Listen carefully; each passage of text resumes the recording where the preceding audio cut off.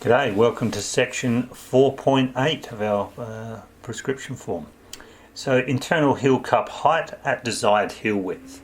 Again, so this is where we're trying to relate the 4.7 maximum heel width, total internal shoe heel width, to internal heel cup height at desired heel width. So this is a measure in the sagittal plane of how high you want it. Again, it's a very tenuous balance between height and width, and remember, sometimes if you're asking for a certain width, you can't have a certain height unless you've got enough thickness in the device, and these are where a lot of queries come regard the shape of a device. But this is the ultimate variation that we have with 3D printing. We can do whatever you want.